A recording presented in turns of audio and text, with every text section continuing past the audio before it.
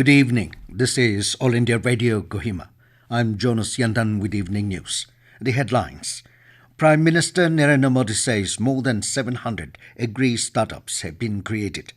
Nagaland Chief Minister Neiphiu inaugurates Tseminyu district.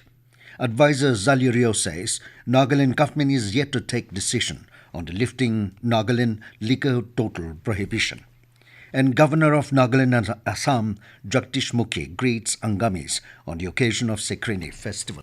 With the new Omicron variant of coronavirus causing concern, we appeal our listeners to be vigilant and to get fully vaccinated and help others, including children between 15 and 18 years, to get vaccinated. Please continue to follow these 3 simple steps to stay safe. Wear a face mask, maintain 6 feet for social distancing, focus on hand and face hygiene. For any COVID-related information and guidance, contact National Helpline numbers 011-2397-8046 and 1075 and State Helpline number 1800-345-0019. And now the news in detail. Prime Minister Narendra Modi has said that more than 700 Agri Startups have been created in the country in the last 3 to 4 years. He said in merely 6 years, agriculture budget has been increased manifold. He said agricultural loans for farmers were also increased by 2.5 times in the last 7 years.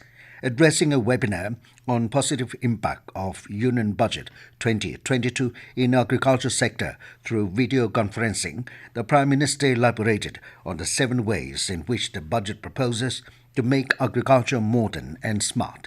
He stressed that artificial intelligence is going to completely change the trend related to agriculture and farming in the 21st century. He said increasing use of drones in farming is part of this change. Modi also emphasized the need for increased soil testing culture in India. Nagaland Chief Minister Neiphiu has called upon the Rengma community to make Tseminyu district a role model district for Nagaland. Addressing the inauguration of Tseminyu district headquarters at RSA ground at Tseminyu today, Rio said, though a small tribe, the Rengmas have contributed greatly to the Naga community, especially in all the historical events of the state. Stating that Rengmas have rich culture and traditions and blessed with fertile land, Rio expressed hope that Rengmas carry forward the legacy of their leaders and become a model district for economic development. He said it was through the consensus decision of the elected members that the districts were granted, including Tseminyu district. Rio also urged the Rengmas to submit their immediate requirements, which is a priority, so that in the upcoming budget session in March, the state can allot funds accordingly to the old and new districts. The Chief Minister said the government will bring in more developments to the district within a year. Rio also informed that Shamado district will be officially inaugurated on March 4. On the occasion, Chief Minister Neiphiu unveiled the monolith of the Deputy Commissioner's Office complex, Tseminyu. Advisor for Excise Zhaleo Rio has informed that the Nagaland state government is yet to take any decision on lifting the Nagaland Liquor Total Prohibition NLPT Act 1989. He was speaking as a special invitee at a consultative meeting of the committee to review issues tied to the implementation of the Act with various stakeholders in Kohima today. Zhaleo added that while the Excise Department has been tirelessly working on implementing the NLPT Act 1989, there has not been a satisfactory outcome and the end goal remained unrealized. Chairman of the committee and Nagaland Chief Secretary J. Alam stated that the committee would submit its recommendations shortly. The meeting was attended by Naga civil bodies and church organizations. This news comes to you from All India Radio, Kohima.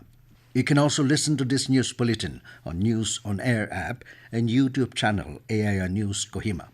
To commemorate the celebration of 75 years of India's independence, Azadi Ka Amrit Mahotsav, we present India at 75 quiz with AIR News Kohima, a special quiz on India's freedom movement and its glorious history every Thursday in the Evening News Bulletin. And here goes our question of the week for English News Bulletin. What is the official approximate duration of the Indian National Anthem? I repeat, what is the official approximate duration of the Indian National Anthem? Listeners can send their responses to the question to our email airnewskohima india75@gmail.com or WhatsApp to 9485 239950 along with name and address.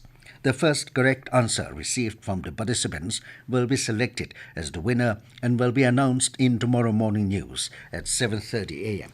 Governor of Nagaland and Assam, Jagdish Mukhi, has extended greetings on the occasion of the Angamis festival of Sekrenyi. In his message, the governor wishes good health, peace and prosperity and encourages the people to continue observing COVID-19 protocols throughout the celebrations. He said festival like Sekrenyi has kept the unity of the people, be it in the village or beyond, through centuries. The governor urged the youth to comprehend and carry forward the underlying intellectual, spiritual and philosophical significance of Sekrenyi and revive the positive values and strengthen the spirit of peace and unity. Meanwhile, Deputy Chief Minister Y. Button has also greeted the Angamis on the occasion of Sekrenyi. In a message, Button said, the festival is celebrated for purification and sanctification of the soul and the body. He also said that the Angamis are not only proud of their rich culture and traditions, but also preserve and exhibit the same with much enthusiasm. Advisor for Urban Development and Municipal Affairs, Dr. Niki Kire, has urged the youth to be independent in their respective fields to avoid employment issues. Speaking at the 27th biennial meet of Kohima Village Gazetted Officers Association at Kohima yesterday, Kire encouraged the association to contribute towards uplifting the unemployed youth in various disciplines, adding that sportspersons were among the highest earners currently. Also speaking on the occasion, Secretary of Finance and BWT, Tseminyu said, Nagaland is a salaried economy where money is circulated within the society and lacks in revenue-generating industry.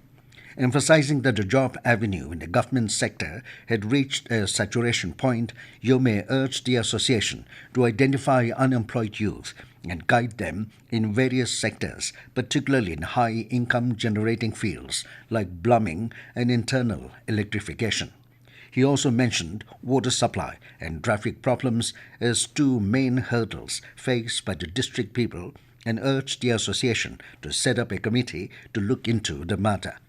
Further, Yome highlighted the importance of documenting farming, handloom and handicraft for the benefit of the younger generation. Russia has launched a special military operation in Ukraine's eastern Donbas region. Russian forces entered Ukrainian territory from Crimea. Ballistic missile attacks were also launched in a number of Ukrainian cities this morning. Big explosions were heard in Lviv, Kharkiv, and other areas of Ukraine. Reports of explosions have been coming in from several Ukrainian cities and gunfire near main Borispil airport in the capital, Lviv. In a televised address, Russian President Vladimir Putin has urged Ukrainian soldiers who are facing off Russian-backed rebels to lay down weapons and return to their homes. However, Putin said Russia did not plan to occupy Ukraine, but warned that Moscow's response would be instant if anyone tries to take on Russia. And now to end the news, here are the main points again. Prime Minister Narendra Modi says more than 700 Agri Startups have been created. Nagaland Chief Minister Neiphiu inaugurates Tseminyu district. Advisor Zhaleo Rio says Nagaland government is yet to take decision on lifting Nagaland Liquor Total Prohibition. And Governor of Nagaland and Assam, Jagdish Mukhi, greets Angamis on the occasion of Sekrenyi festival. That is all we have in this evening news bulletin. Good night.